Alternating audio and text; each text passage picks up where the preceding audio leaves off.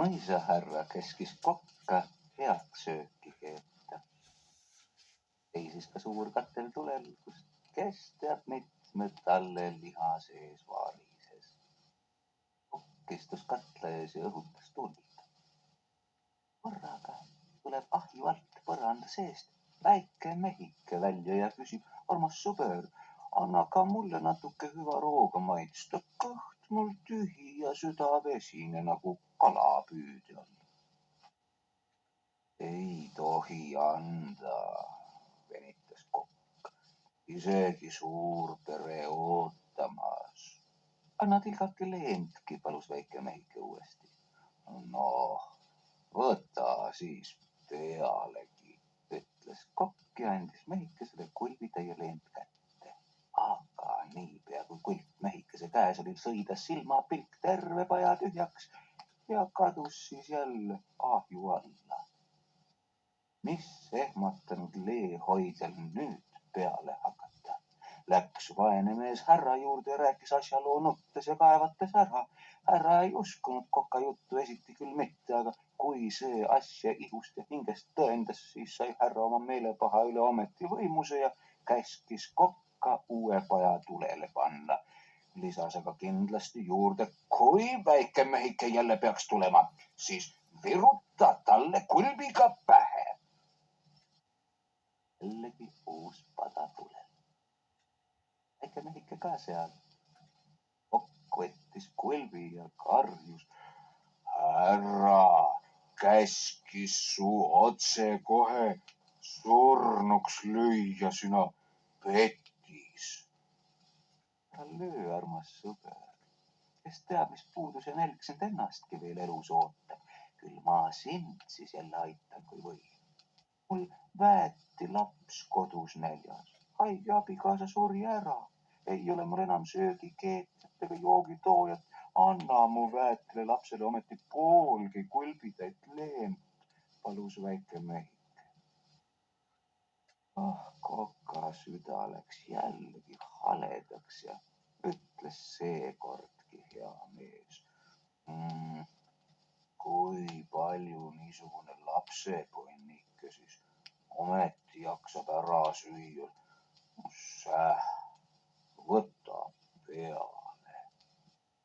Ilma pilk oli aga pada tühja, väike mehike kadunud. Nüüd oli vaesel kokal palku oodata.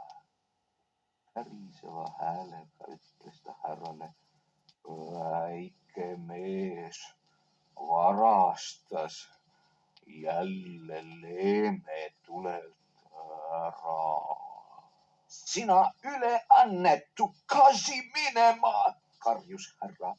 Et sa mind aga siiamaani truult oled teeninud, sellepärast luban sind veel täna ööseks siia jääda, aga homme pane oma kribu-krabu-kraam kokku ning kasi minema.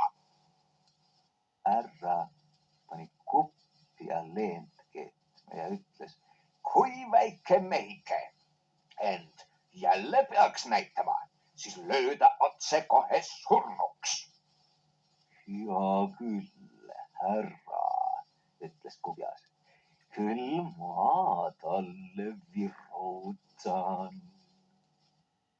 Pandi pada tulele.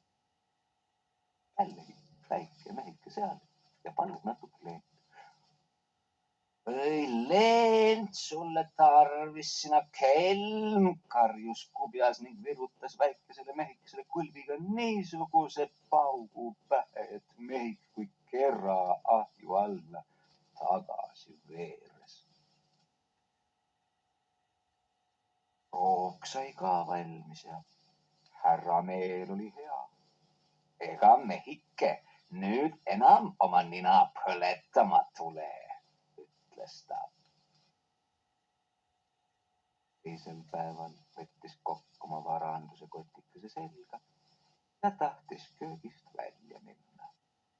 Korraga väike mehike seal, pea rätikuga kinni seotud ja ütleb kokale: tule sõber, jäta ka mind jumalaga, mul on sulle teile midagi kaasa anda. Sammuski mehikesele järele.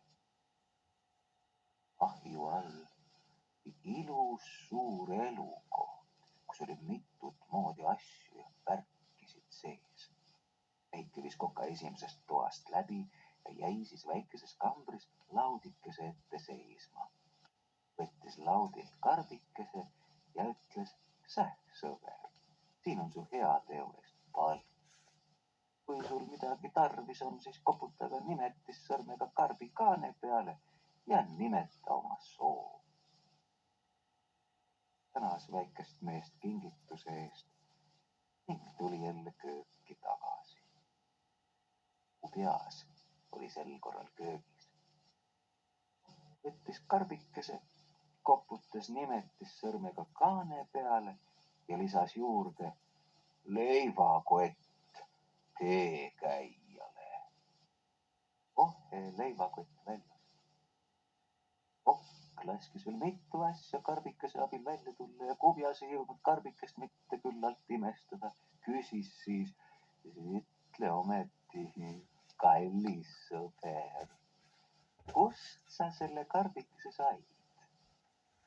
Kokk rääkis kupjale kõik ära ja läks siis ise teele. Asi nii on, mõtles Kubjas. Siis pean ma väikese mehikese käest nii samasuguse karbikese saama. Küll ma eilse kõrvalopsu jälle heaks teen. Oot, panen maja tulele. Kubjas keedab ja keedab, keedab ja ootab, aga mehik ei tule. Hüüab viimaks: "Sõber, tule ometi külaliseks." Oligi väike mehike seal. "Miks sa mind kutsud? Mul kokasööki veel küllalt kodus," ütles väike mees. "Katsu ometi, ega ta midagi maksa," ütles Kubjas. Väike mees katsus ka ja ütles siis: "Ole terve, tule nüüd kaasa, ma maksan ka kulu ära." "Mis suur kulu see ka on," ütles Kubjas ja astus rõõmsal meelel väikesele mehikesele järele. Kubjas sai ka karbikese. Tulid enne tänamata ja sõna lausumata väikese mehikese juurest ära. Ruttas siis härra juurde ning palus tähele panna, mis sünnib, kui ta sõrmega karbikaanele koputab. Koputas ka. Karbist tormas väike mees välja raudnui käes ja hakkas härrat ja Kubjast vemmeldama, kuni mõlemad poolsurnud maas olid. Kadus siis karbikesega ära. Väikest mehikest ei näinud aga keegi pärast seda.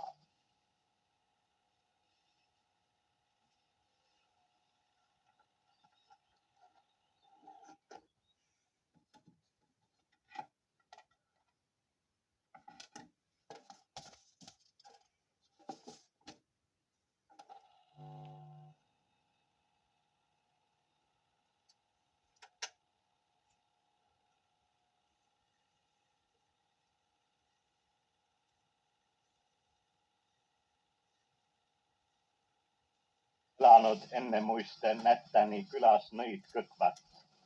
Põhjakaarest tulnud korraga kohutav tõbi. Igal pool surnud palju inimesi, aga Nättänini polnud tõbi veel jõudnud.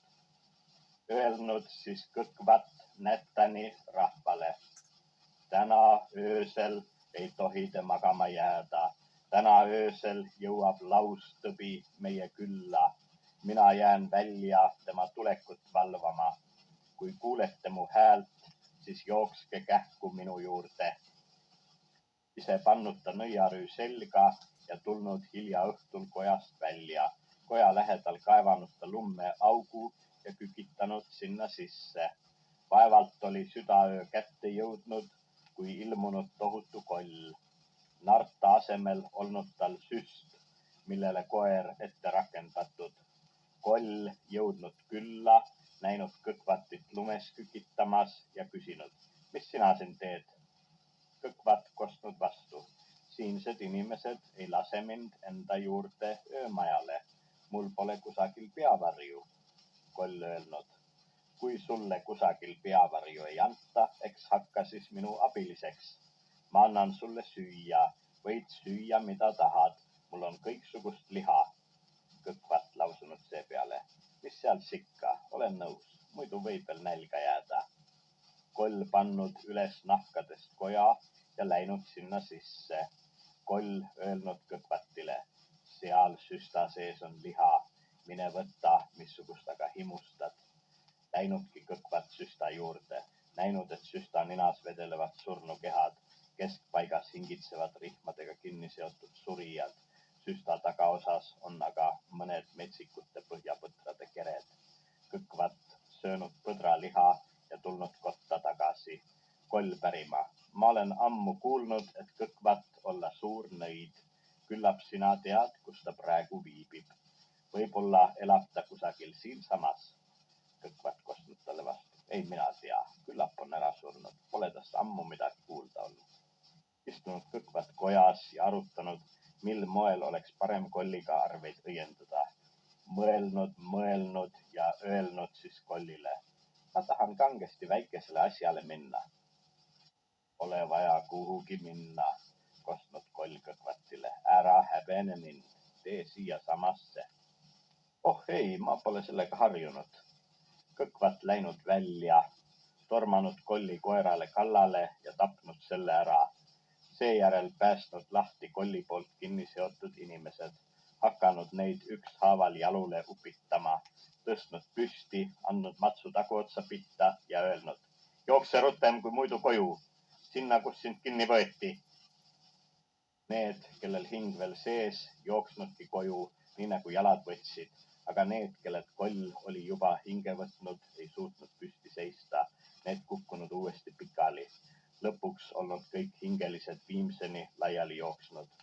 Püstkojas hakanud Koll juba muretsema. Kuhu mu abiline on jäänud? Äkki läks Kõkvatit kutsuma. Oi, kui ta tõesti Kõkvati kutsub, siis läheb mul täbarasti.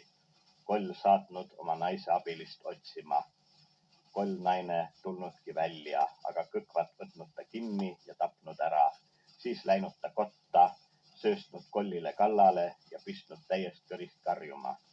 Ruttu, jookske ruttu siia! Nättani asukad kõigil odad käes, jooksnud jalamaid kohale, sidunud Kolli kõvasti kinni ja torganud talle pulga püsti suupoolte vahele, nii et tal suu kogu aeg lahti püsiks. Varakevadest peale, suve otsa, kallanud nätanlased oma solgi Kollile kurku. Alles vastu sügist hakanud Kolli suust solki välja loksuma. Alles vastu sügist saanud Kollil kõht täis. Küsinud nüüd Kõkvat Kolli käest, kas hakkad veel inimesi mõnitama? Ei, enam ma ei hakka. Ma käin sellest külast kauges kaares mööda, kostnud Koll vastu. Kõkvat hoiatanud. No, vaata ette. Kuni ma elan, pole sul minu käest halastust loota. Nõnda öelnud ja päästnud Kolli lahti. Sellest ajast peale pole Koll Nättanisse enam oma nägu näidanud.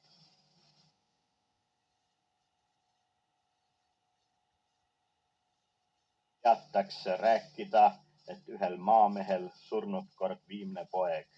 Taadil olnud pojast kole kahju. Taat pole poega maha matnud, vaid hoidnud oma magamus.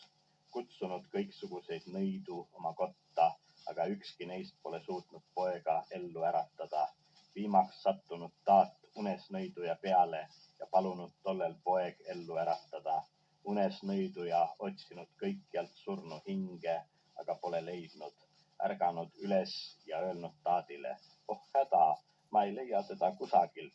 Ulata mulle need võluhelmed, otsin teda kauge tähe pealt. Taat ulatanud helmed, nõid heitnud jälle surnu kõrvale pikali, aga öelnud enne Taadile. Ma pean nüüd 3 ööd päeva järje pannu magama. Vaadake, et te mind ei puutu ega üles aja. Unesnõiduja asunudki unes teele kauge tähe poole. Jõudnud kohale ja näinud tähekoja ukse ees 2 hunti istumas. Nõid pistnud huntidele helmed hambusse ja pärinud. ega meie mees teie juures pole.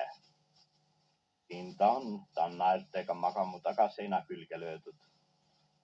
Unesnõiduja astunud kotta ja näinudki kinni naelutatud meest. Koja peremees küsinud nõialt. Tohoh, mida sina meilt otsid? Egas muud kui meie meest, kes teie käes on.